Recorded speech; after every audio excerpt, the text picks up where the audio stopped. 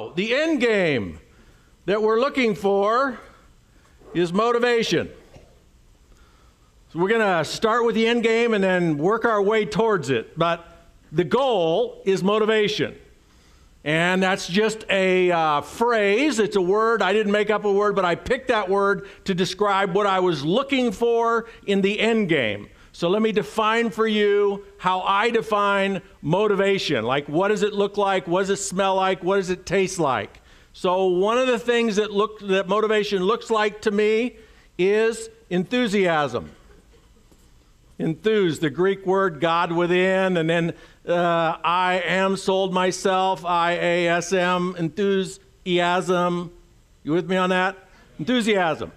So when people are motivated, don't they look enthusiastic?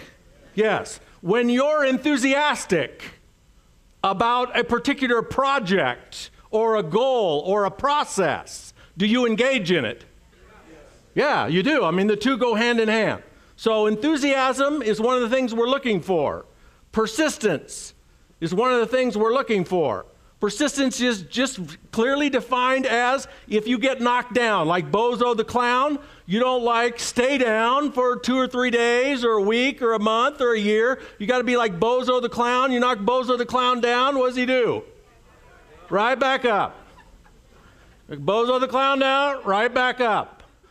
So somebody says no, right back in. Not somebody says no, and you're like, oh, this isn't going to work. Nobody wants to do this. You get on the couch. And like a month later, you think, well, maybe I'll try again, and you call your group, and they're all gone. They went and joined some other deal, and courage. Courage. Courage is simply defined as this. So you see something that there is to do in your path, and your mind says to you, if you do this, you could really get pounded. So maybe you see a prospect or, on a list, or you see somebody out in the hallway, or when you think to yourself, oh, a prospect, I should say something to them. But what comes with that is, oh, if I do this, I could get pounded. They could say no, they could criticize me, they could ridicule me, they could make me feel bad about myself. So courage, people who are courageous, they have those same fearful conversations, they just do it anyway. Sometimes we think people with courage aren't afraid. Well, if they weren't afraid, they wouldn't need any courage. They're just ignorant. Right? That's okay too. But you and I are not so ignorant. We do identify lots of things that are scary in our business, don't we? Like, my throat's bothering me, and I need you to come up and finish this presentation. You got 1 hour and 6 minutes. Some of you are up to it. Some of you, if you imagine getting up in the front of the room, what happens to your body? You freak out, right? But if you're going to be a pro in our business, with very few exceptions, if you're going to be a pro in our business, you're going to have to do what? You're going to have to get up front. Even if it's 4, 5, 6 people, you're going to have to get up front. But the number one place where the rubber hits the road in our business is prospecting. Prospecting that's the holy grail. If you can master prospecting, the rest is really pretty easy. The rest will just fall in your lap. The rest is really kind of like dominoes if you can get prospecting going. And why don't we prospect? Because we're afraid, simply. We're afraid. It's not because we don't know how. Think of who prospected you. What did they say? Did they follow the company script when they prospected you? They did? How many of you were prospected the way you were taught to prospect other people? 4, 6, 8. How'd the rest of you get here? A lousy, dysfunctional presentation.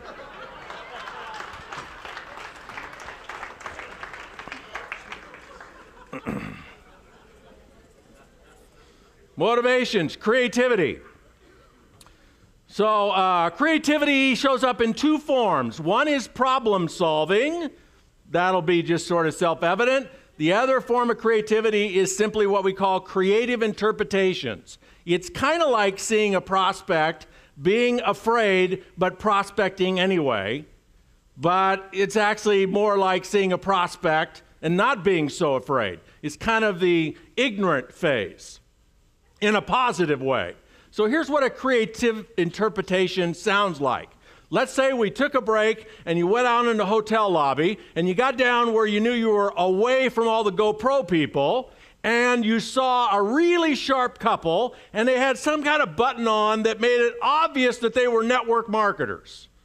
So maybe it's, lose weight now, ask me out, as big as their head. Oh, I'm sorry. Herbalife? Go Herbalife. Herbalife. I am so proud, actually, of that company and so inspired by what you guys have done in the last 5-6 years. It's phenomenal. Hats off to you guys, really. But so, you see a network marketing distributor. So what do you say to yourself about that prospect? Now, some of you, hopefully, will, if they're a network marketing distributor in a company, you'll support them, leave them alone. But if you know somebody's a network marketing distributor, and so you think about prospecting them, what do you say to yourself? So that's the creative interpretation part. So if you see me in the hotel lobby, what you see that is factual is there's a 56-year-old guy in a suit in the hotel lobby.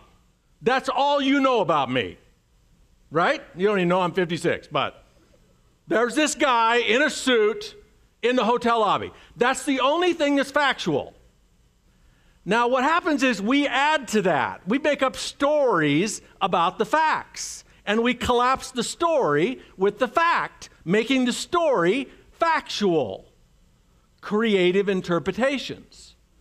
So if you see a really sharp couple in the hotel lobby, and you say to yourself, really sharp-looking couple, fact, and then what you add to it is, wow, I sure would love to prospect them, but they look, they're walking fast. They must be in a hurry, so it's not a good time. Do you get the creative interpretation part? So they're walking fast. Okay, that's a factual observation. That's part of the fact. But what we make up is, oh, they must be in a hurry. Now's not a good time. Oh, they're getting into the elevator. Oh, there's other people in the elevator. Oh, it would be awkward. Oh, well, I've lost them. We make all of that up, right? So if you make up things that are failure-oriented, negative, if you will, we call those red lights. So if you make up red lights, are you going to engage? No, not unless you're in some sort of, military committed accountability group and you got to show up on tomorrow's call and, tell everybody, yeah, I prospected my 5 people. You might, and that's actually a good thing. I'm all for accountability circles. But generally, if you make up red lights, you're just going to be weak, and you're going to be scared, and you're going to fumble it, and you're not going to be powerful, and most of the times you're just going to totally avoid it. But if there's a really sharp couple over there, and you're eyeballing them, and factually what you see is a really sharp couple, and they're walking fast, and I walk up to you, and I say, I know that couple, and they're actually in between companies.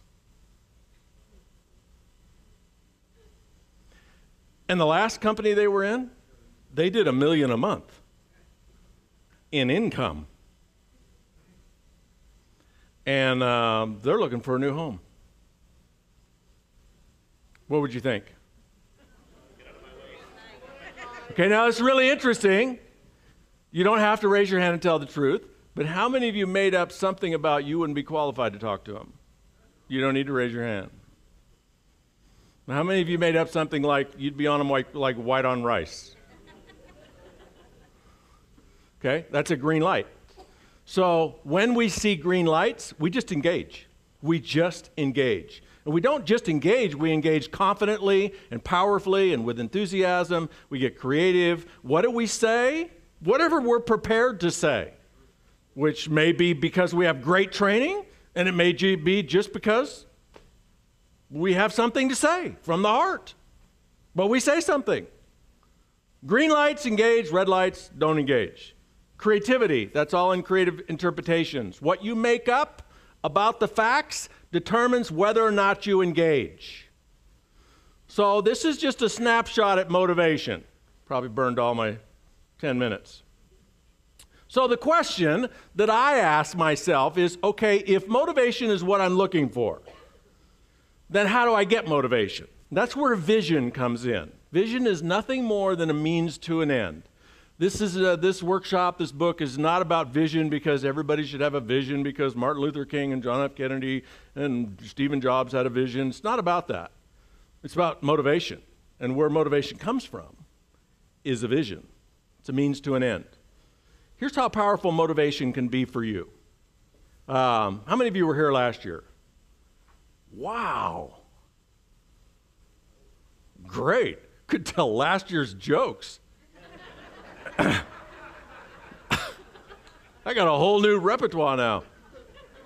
Well, no, I actually shared this story, this analogy with people last year, so I'll share it with this group about how important motivation is. So let's say that we change the rules to the network marketing game. And it was no longer how you've been taught to do it and how you're paid to do it. And now your company is going to pay you like this. They're even going to give you an ironclad contract that says they're going to pay you like this. They're going to make you an employee, number one. You're going to work for the corporation. But, you get to work whenever you want, however you want. So you're totally independent still. But you're going to be an employee. You're going to have an employment contract. And your network marketing company is going to pay you $500. You got a debit card, something you get your commissions downloaded on? They're going to pop your debit card with $500 every time you invite somebody to look at your opportunity. Every time. Doesn't really matter what you say as long as it's a legitimate invitation. Hey, Bob, I'd like to see how to make an extra $1,000 to $5,000 a month, take 15 or 20 minutes, yes or no? Cha-ching, $500. You clear about the deal?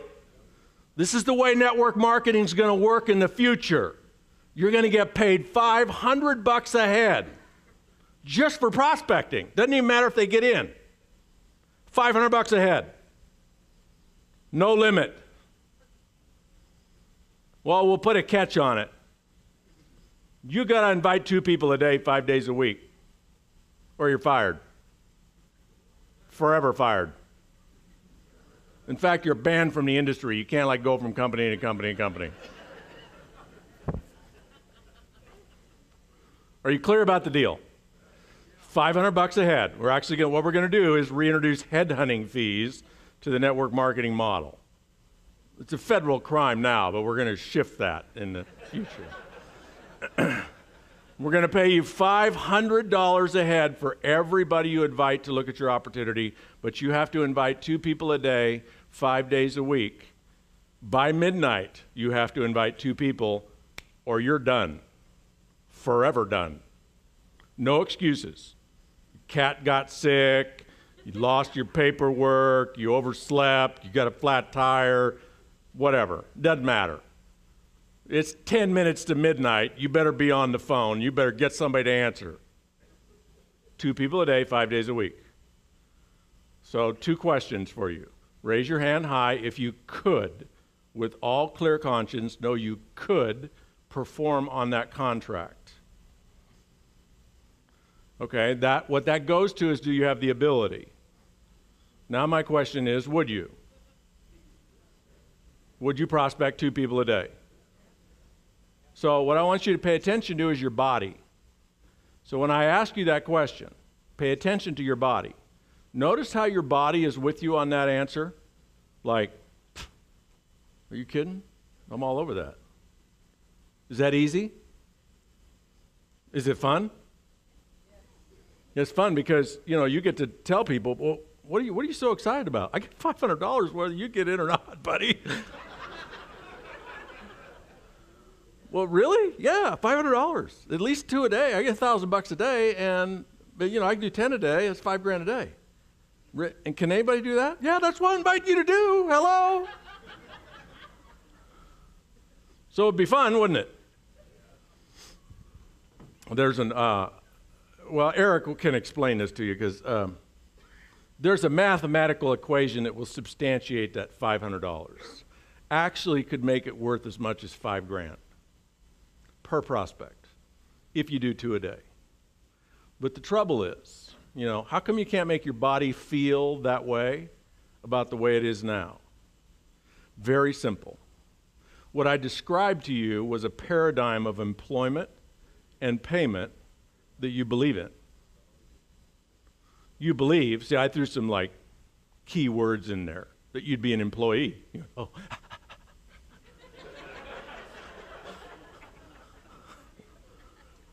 And then I said, and you'd even have an employment contract. Oh, you mean like the big guys in the office? Yeah, like one of those. And you remember me saying ironclad? Ironclad contract. Hello? Is there any such thing as an ironclad contract? No, but to our body, see, we resonate to those things because we believe in that paradigm. We believe in the paradigm of you say, well, you're going to hire me and all I got to do is go out and talk to people and you're going to pay me $500 a head? Of course I'll do it. Well, how come you don't do it in this model? It's very simple. You don't believe in it. You don't believe in the payoff. You don't understand the payoff. You're operating blind. You're a lost ball in high weeds.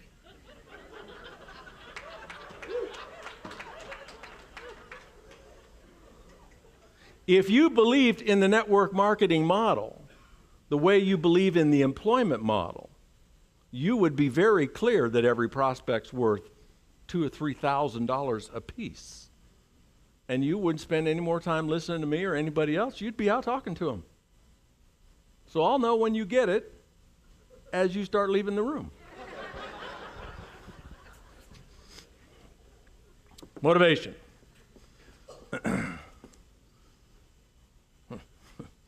Yeah, okay. All right, so vision. Vision leads to motivation. I won't explain to you in this session how or why. Just take my word for it. If you don't believe me, read the book. It explains it pretty clearly, the connection. But trust me, if you don't take charge, responsibility of creating and managing and learning a new vision for you about this profession on purpose, by design, then you will be left to a vision by accident. And that's really dangerous. So what Mach 2 with your hair on fire is all about is not so much the motivation, because once you have the motivation, you don't need anything else. You just go get it done. It's like $500 a head. What do you need? Do you need CDs? Do you need websites? Do you need business cards? Do you need scripts at $500 a head? What do you need? You need a mouth. That's it. You don't need anything else. How do people like Dexter Yeager and these guys build, incomes where they're making $1 million a month in network marketing? They didn't have all the stuff we have. They had a mouth. 2 ears and a mouth. They went out and talked to a lot of people. That's all you need when you're motivated. So how do you get there? You got to have a vision. What is a vision? So here's some things a vision is not. You're not writing this down, are you? I'll let you know if there's something important. So far, nothing has been that important. It's just entertaining. I like to hear myself talk. Here's some synonyms for a vision. Synonyms, meaning these things are just like a vision. A belief. So it's a belief. So you have a vision about the employment, employer, employee, employment contract, ironclad. You have a vision about that model. It's a belief and it's an expectation. It kind of simplifies down to this. If a company hires you and they give you an employment contract, you could pretty much count on being paid, can't you? We're just wired that way. Yet for at least the last 20 years, we've had nothing but an avalanche of evidence to prove that those things don't mean anything to companies. How about pension plans? Aren't people's pension plans part of that ironclad contract?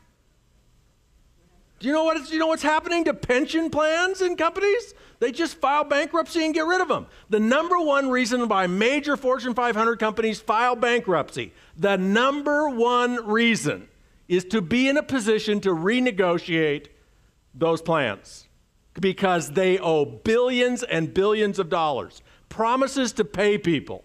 And those people have set their whole lives up expecting to get that retirement fund. And the companies can't afford to do it because they don't have the money. They spent the money. It's a liability on their books. They're paying for it out of cash flow. It's called the U.S. government and Social Security. It's a Ponzi scheme.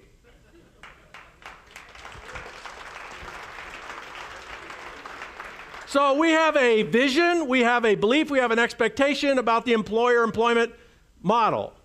What's missing is we don't have the same clarity and the same level of belief about your vision in network marketing. So here's a key distinction. You can actually write this down. You can write this down, big letters. I already have a very powerful vision of me in, and then write the name of your network marketing company.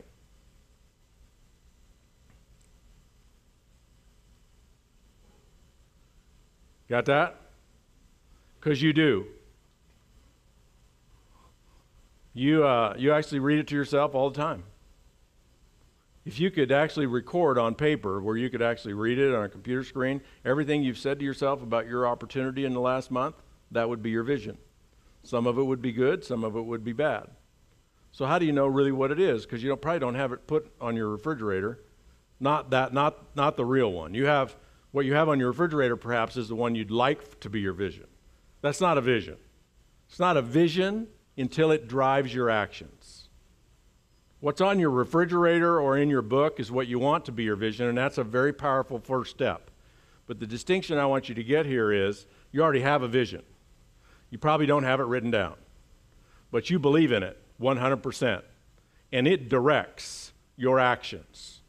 And if you want to know the essence of it relative to your network marketing opportunity, just look at what you've been in massive, unbridled, reckless enthusiasm doing. 2 to 5 a day like you were getting paid $500 a head?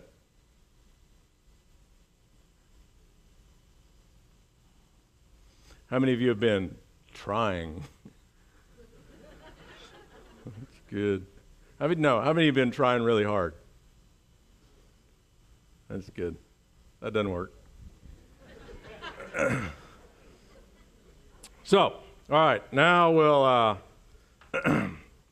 what we're going to do the rest of this workshop is we're going to workshop you into creating a new vision. Now, if you've already have one, the one I'm going to workshop you through tonight is probably different than you created, but compatible. But this will just give you a sense about how to do this work. So the vision that we're going to create tonight, you're actually going to write a document, one-page document, which will be a new vision. And this vision is going to be about not your belief so much in network marketing and not how much money you're going to make and not what kind of house you're going to live in and what kind of car. This is a vision about you. There's 3 basic areas that you can go for things in life. You can go for things to have.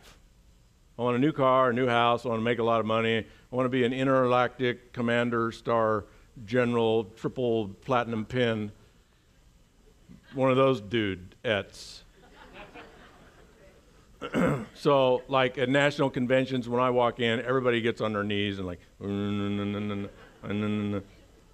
that. The president comes, picks me up in the corporate jet whenever I want to go somewhere. You can have that pin level. Those are all things to have.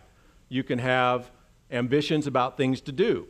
So that might be, I want to travel the world, I want to buy a sailboat and, live on a deserted island or any of those kind of things.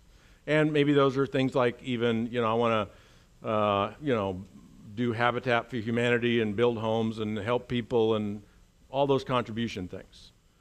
The third area that we can have ambition in, which has 100 times the leverage of the other two, is who we are as leaders. In this business, in the people business, your leadership provides the greatest leverage. I don't have to explain that to you, do I? Not in our profession. I mean, if you want to attract people, what's the definition of leadership? You can read big, thick books on it. I don't like to read big, thick books, so I went for the abbreviated version. Leadership to me is if you all, on your own initiative, are not going to go over here, and I lead you to go over here, leadership. It's basically getting people to do things, go places, believe things they are not going to do on their own. Ergo, the necessary of leadership. So, are the masses out there clamoring to get involved in our profession? No. In spite of all the nifty presentations we have, no, they're not. Just ask them. Go interview 100 people. Are you involved in network marketing? No. Do you plan on getting involved? You know, like if you fill out something about buying a new car, when do you plan on this purchase? Tomorrow or a month from now, 3 months from now? Do you plan on getting involved in that? No. They're not predisposed to going where we're going. It's a stone cold fact, we have a better way. Eric Worre. But they don't know that. Most of them don't even know they have a problem. Ergo leadership. If you want to get people to adopt a new way of thinking, and this is a new way of thinking about money, about income, about wealth, about financial security. It's a new way of thinking about business, about product distribution. If you want to get people to adopt a new way of thinking, you have to lead them. You know, once you get them in, what do you have to do? You've got to lead to keep them in. No, over here. Hey, whoa, get back over here. There's no leaving just quite yet. No. I need all of these circles active this month. Yes. You little chicken, little you, get back over here, the back of the head, right here. Right there you are, active, that's you. Leadership. So, we're going to start with your traits.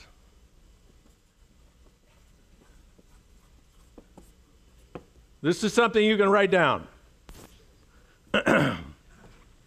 Your leadership traits.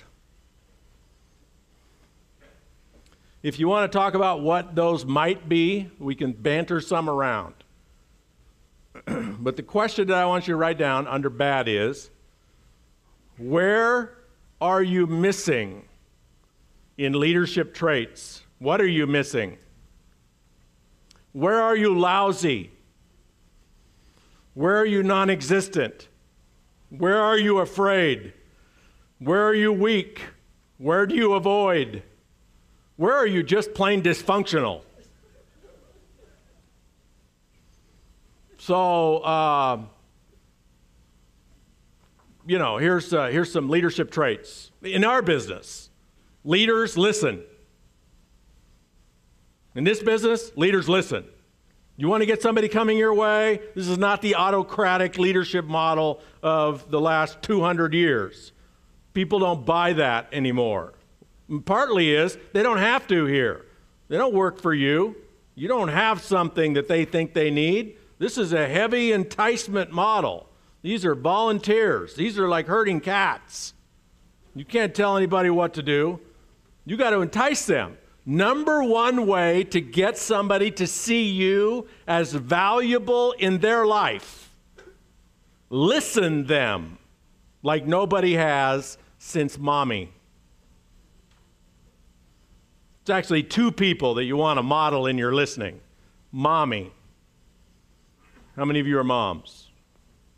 So you should know exactly what that looks like and feels like. So there can be, rockets going off, planes going by, cars, bombs going off, sirens, 100 people in the house yelling and screaming. And if you got a 6-month-old crying 2 bedrooms away, what do you hear? And only the baby. And when the baby says, Mommy, I want... Or you like reading your iPad, doing all your... Or you like present. Present and accounted for. That's what moms are. So one role model is moms. The other role model, which works for both of us, is just remember the last time somebody fell in love with you. Maybe you didn't fall in love with them, but they fell in love with you. Remember that? And remember how they were with you. Remember the inquisition, the curiosity, the presence, the focus. What did they want to know more than anything else? About you. Nailed it. Remember that? Last time you were in love with somebody, what did you want to know about them more than anything else? I mean, what was totally present for you? Who are they? What's important to them? What have they done with their life? What do they want to do with their life? What do they like? What do they dislike? What's their favorite color? What's their favorite food? How late do they sleep in the morning? What time do they go to bed at night? What do they like to watch on TV? Everything, right? And when you were in love with somebody and they said, well, I like to sleep until about 8 o'clock on Saturdays. Did you respond when you were in love with them, like falling in love? Did you respond, 8 o'clock? Well, that's stupid. Why don't you get up at 6 and watch the sunrise? I like to get up at 6 and watch the sunrise. Have you ever done that?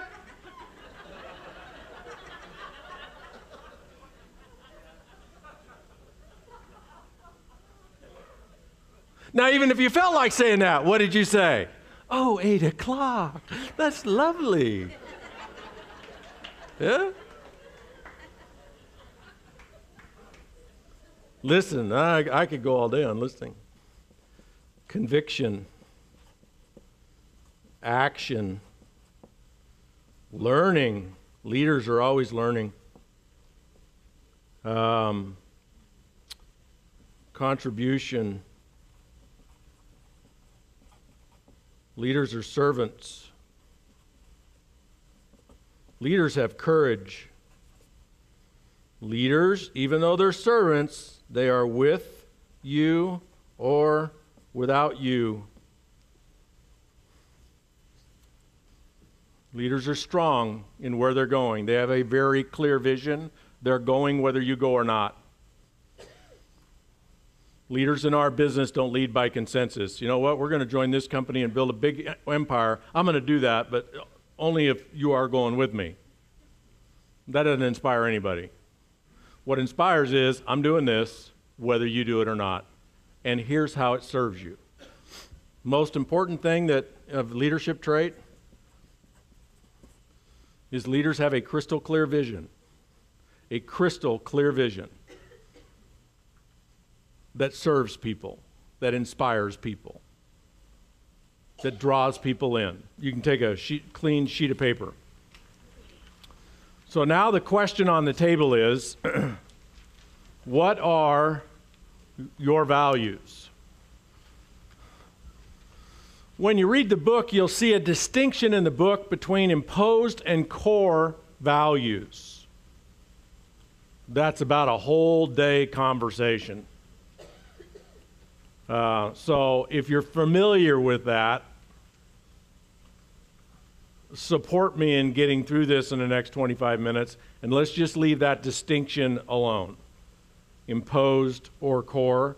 And all I want to know for purposes of this is, what are, let's say, your top 4 or 5 values? And here's what I mean by values. What are the most important things to you in life? Without these things present, you don't live.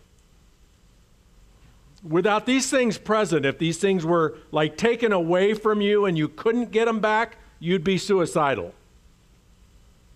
Without these things being expressed every day in your life, you're not you. You would be just a blank slate. You would be a deep, dark abyss, a hole. There'd be nothing there. This is your heart and soul. Who are you? What do you hold as valuable? It's one of the ways we define ourselves. There is no right or wrong in this, and this is just 20 things I threw on a piece of paper. There could be another 100 ways, 1,000 ways that you might describe what's valuable to you. So I'll give you an example of some for me. Fun for me. Without fun, I'm not interested in any of it. I mean, I'll do something for a little while that's not fun if there's fun on the other side.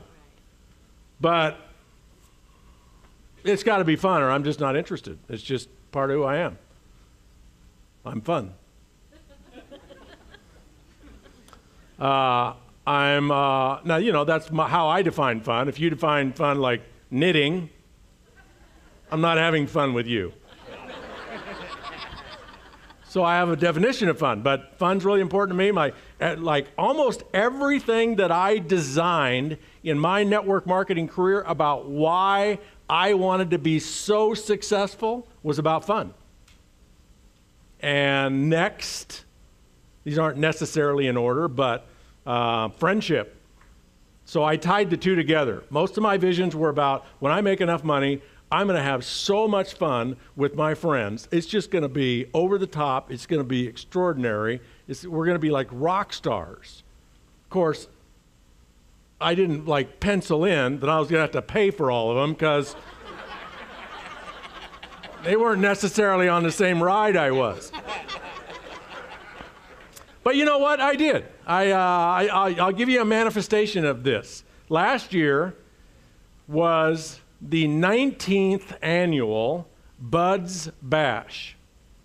19 years in a row. The lowest attendance was 6. The highest was 18. High school buddies. My best friends are still my high school buddies. Now, I have other really, really good friends, but, you know, my vision from day one was, hey, I'm going to make it big in this, and we're going to have fun. And some of them actually did it, but, you know, 35 years later, they come to my house. 19 years in a row for 9 days. For 9 days, whether there were 6 of them or 18 of them, they all stayed in my home. Whether it was sleeping on couches, tents in the backyard, motor homes sometimes, houseboats we'd rent, flopping everywhere.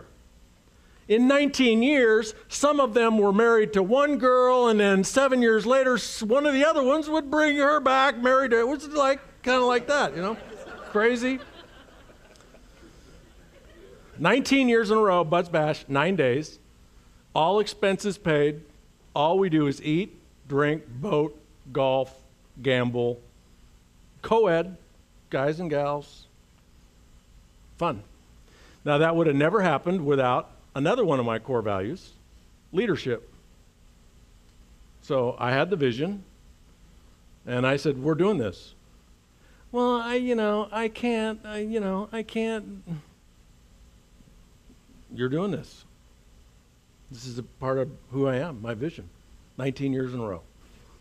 Okay, you got gift? Anybody stuck on gift? Like you're stuck and you're upset about it and it's frustrating. Yes. What is your name? Jackie. Jenny. Okay, I'm not sure. I would say I'm a caregiver, but also I'm like, okay, if something happens, I'm the first one that wants to, organize and let's do this, let's do that. So I'm not sure which one it is. Okay. I would think like a leader takes care. It's kind of like the same thing or not? Well, kind of. So there's 10 of us. We're shipwrecked. We're all crawling up on the beach. And so it's obvious that some of us are hurt. Right. But somebody else is rushing to their aid. So do you naturally go in anyway because who you are knows you can help somebody physically? Or because they're taken care of, do you think more about what are we going to do as a group and how are we going to get it done? Yeah, that would be if I see that somebody else is already taking care of that part. Then. Okay, so now you think about leading, but what if I'm leading? Are you still thinking about leading? No, then I guess I'll take care of whatever needs to be taken care of. What if I'm doing a bad job of leading? Then I'll tell you. Okay, if you could only pick one, caregiver or leadership, if you could only have one role in the group. Well, see, the confusing part is I can see me as a leader in this situation, but in the other parts of my life, I'm not a leader at all. It is domain specific based on confidence, but that's why we use the shipwreck on the desert island. Seems like they could almost go hand in hand, though.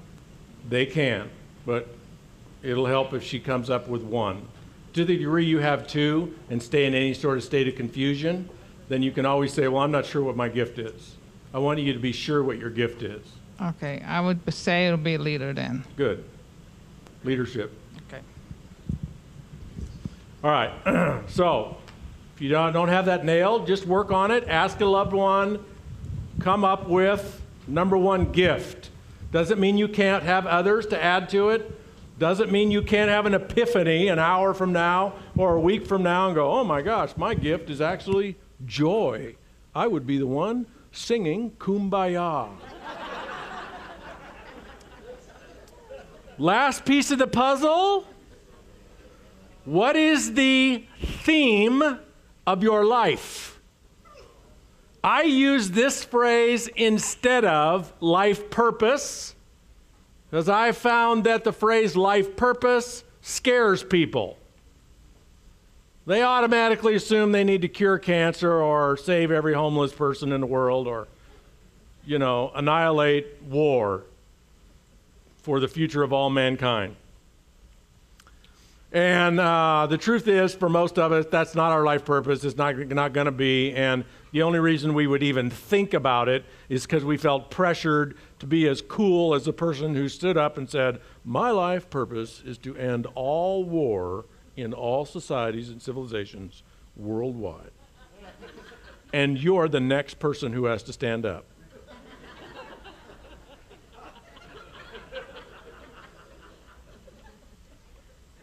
My life purpose is to raise 3 nice kids. And the truth is, that probably is your life purpose. And that's what you should stick with because that's the truth. And in this process, this isn't about who's the biggest and who's the best and who's the coolest and who has the biggest vision. It's about truth. What's the truth? What's your truth? One of my mentors told me, from a human standpoint, not to interfere with your spiritual beliefs, but from a human personal development standpoint, he said, all personal power comes from self-honesty. Now that might have been his way of saying, to thine own self be true. But I have found that to be one of the most profound lessons in my whole life. And if I would have an end game vision in my life, the theme of my life, authenticity. Staying true to me. Even when it violated other people's values and other people's perceptions and expectations and needs of me. You'll get your greatest personal power from figuring out who the heck you are and owning that. And that doesn't mean it doesn't evolve and change. It does. I'm not remotely the same person I was 35 years ago. Not even remotely. I mean, you wouldn't even recognize me. Not just because of age. I mean, you wouldn't, not even remotely the same person. What if that runs out? Pardon? What if it just runs What do you mean if it runs on? That's okay. There's no right or wrong in this. Notice the paradigm we come from. What is the right answer? You know, there is a question, there is an answer. In this work, you are the right answer. So whatever resonates with you, whatever goes clunk with you, that's the right answer. And we are like peeling an onion. So in your self-discovery process, what you're actually dealing with is an onion with lots and lots of layers. If you're 50 years old, you have 50,000 layers of skin that's been grown to protect the real you. So the process is getting to know, well, who is this outer skin right now? What's the truth about who I am right now? And as you get to that truth, those layers actually peel away. And now there's even more in there. The process of transformational development, lifelong work in becoming more of you is very much just getting back to who you were at 3 or 4 or 5 years old, where you weren't afraid of anything. Everybody was your friend. Everything was possible. You loved everyone. Everything was fun. Not so anymore, is it? We got lots and lots of layers on us. So just work with the truth. Okay, so we have some components here to create a vision. We have affirmations about your leadership characteristics. We have 4 or 5 core values. The things that are most important to you in life. We have a gift and we have a theme of your life. So my question about the theme of your life is, what is the song? If you could write a song that just had a 2 or 3 line chorus that was your song for your life, if you could carve out a life that nobody else get to have an opinion about, that your parents couldn't judge you about, your spouse couldn't judge you about, your kids couldn't judge you about, your upline couldn't judge you, your downline couldn't judge you, your sideline couldn't judge you, your friends couldn't judge you, what would you spend your life doing? Now notice how, for some of you, if the thought of, well, I would just spend the rest of my life being totally irresponsible. Okay. Well, who said you have to be responsible your whole life?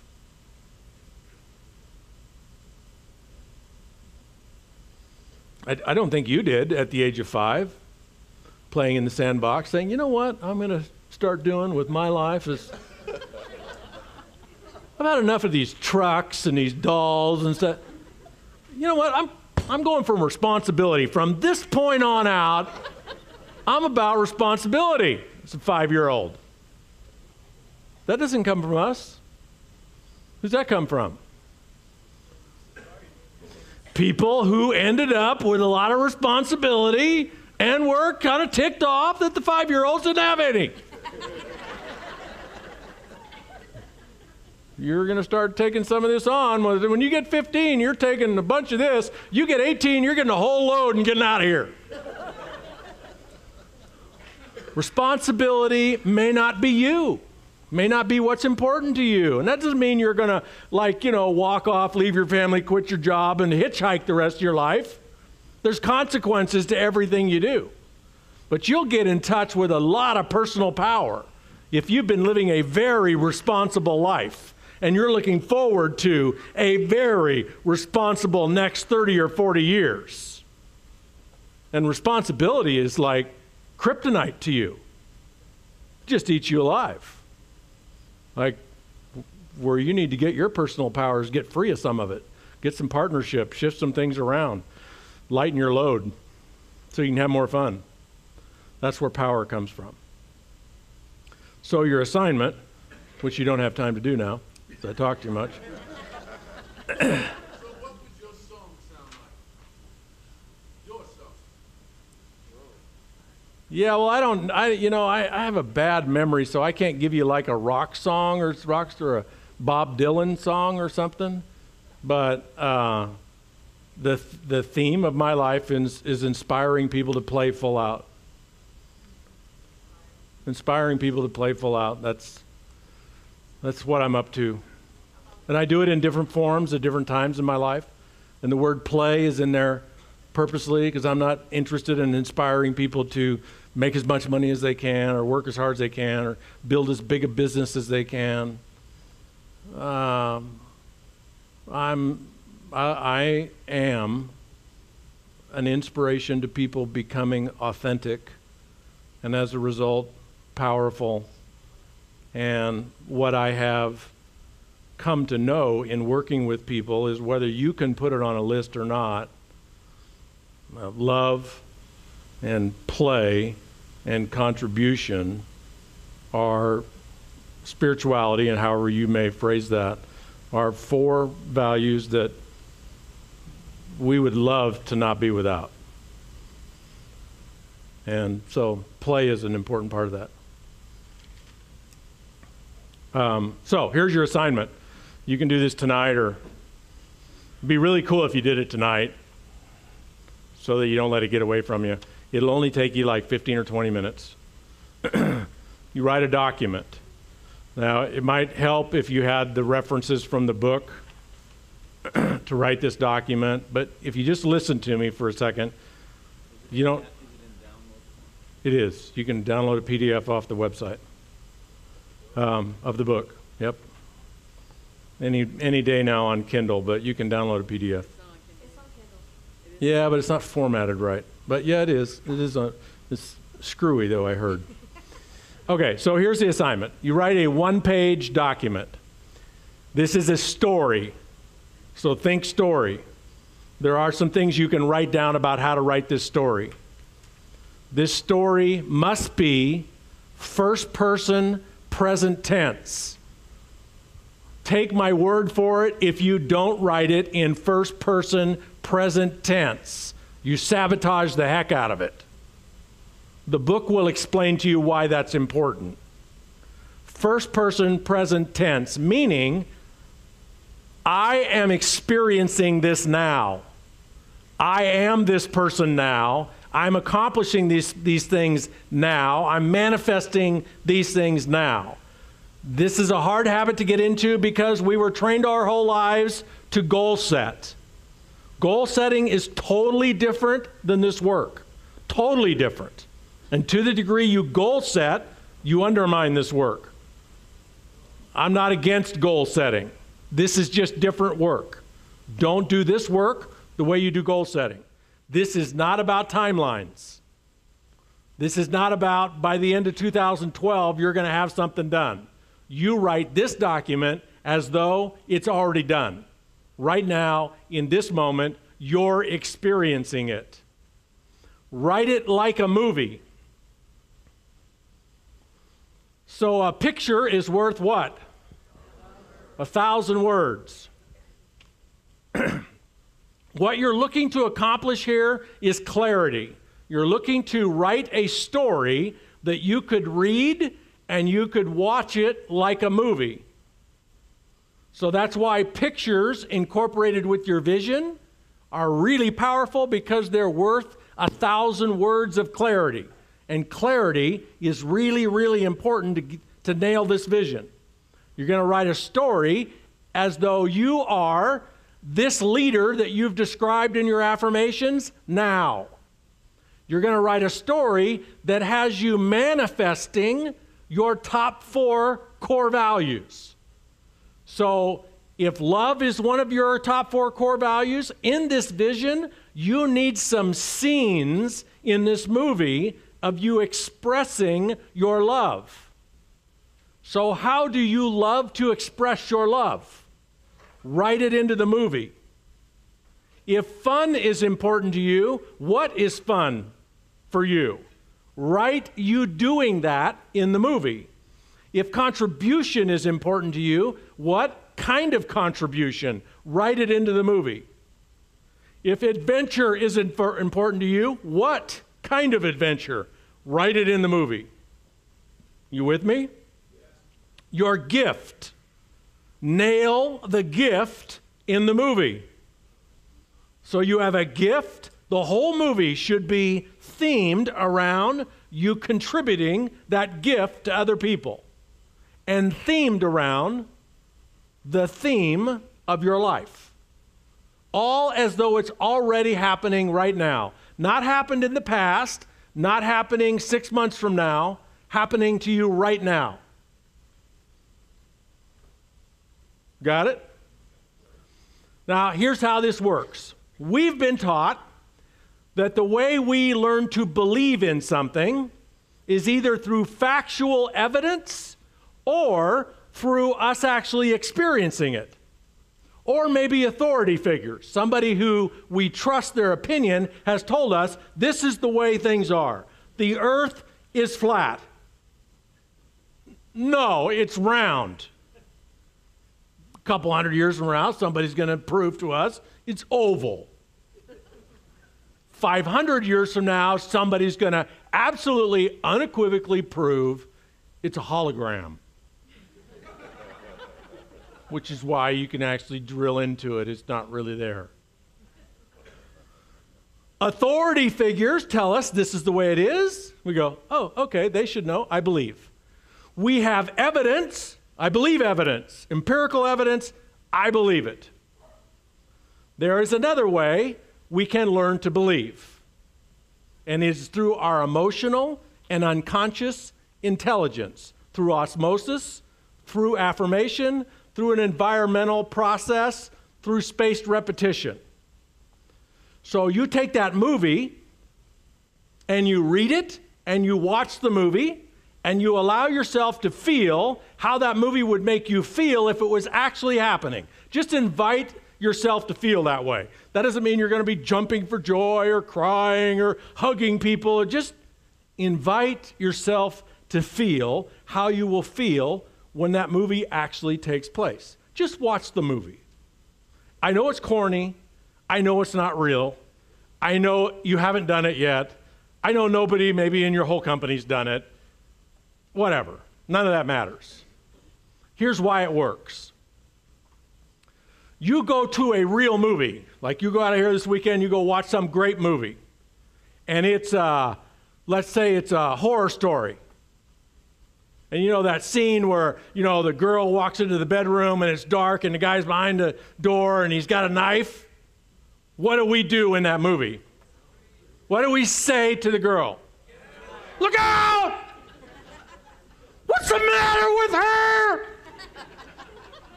Right? We're like hysterical. Or you're in like a love story, and it's just it's a great love story, and you know, then one of them dies, and sadness, and a kid dies, and we're crying, bawling in the movie, right? Did any of this happen?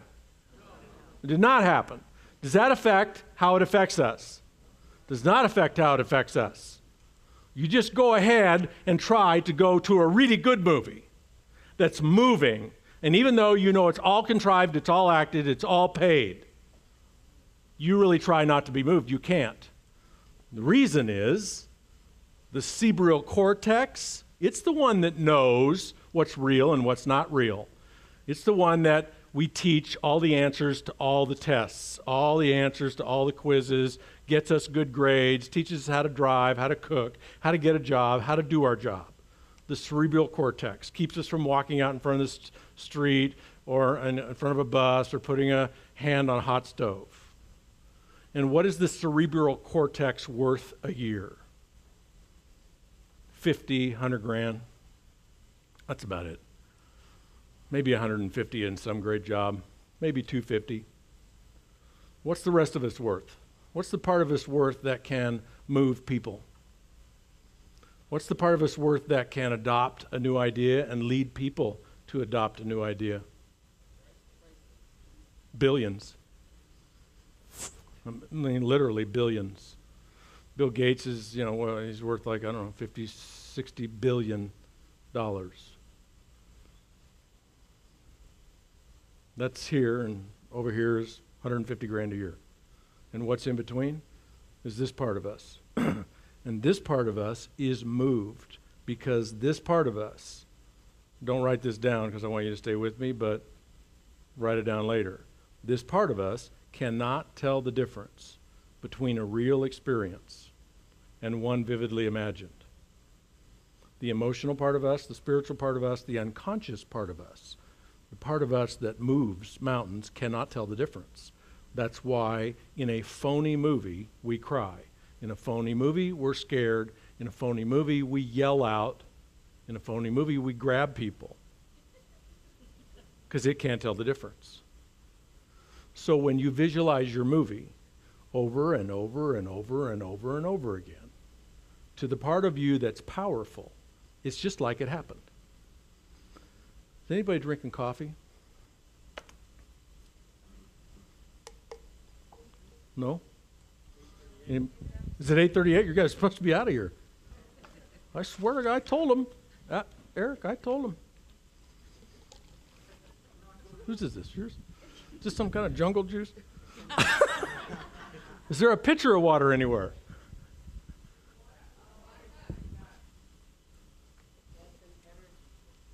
Oh, sorry. It's an energy drink.